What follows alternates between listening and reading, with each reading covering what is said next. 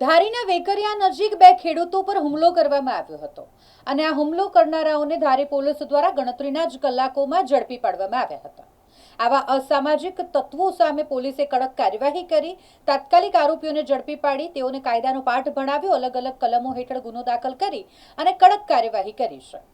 ધારીના વેકરિયા નજીક આ બનાવ બન્યો હતો કે જ્યાં ખેડૂતો પર હુમલાની ઘટના અને જેને લઈને ધારી પોલીસની ત્વરિત કાર્યવાહી અને ત્યારબાદ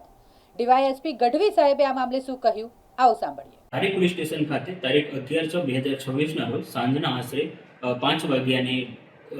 વાગે ધારીના વેકરિયાપરામાં ફરિયાદી અરવિંદભાઈ સમજુભાઈ ભુવાની વાડીમાં જે 5 આરોપીઓ છે, જેમના નામ છે સાગરભાઈ બટુકભાઈ સરવૈયા, વિશાલભાઈ હરેશભાઈ ડાભી, જગદીશભાઈ મંગળુભાઈ ભારૈયા તથા બે કાયદાના સંઘર્ષમાં આવેલા બાળ કિશોરો એમની વાડીમાં જે અવળું આવેલું છે તે નાહવા માટે પડ્યા હતા અને જ્યારે ફરિયાદી અરવિંદ સમજુભાઈ ભુવા ત્યાં આવી જતા અને એમને નાહવા માટેની ના પાડતા ત્યારે જે આરોપીઓ છે એમને ગાળો આપી અને ત્યારબાદ તેમણે ગેરકાયદેસર મંડળી રચી અને આ જે ફરિયાદી છે અરવિંદભાઈ સમજુભાઈ ભુવા એમને લોખંડના પાઇપ વડે માર મારેલો છે અને જે ફરિયાદી છે એમને ગંભીર માથામાં ઇન્જરી થયેલી છે।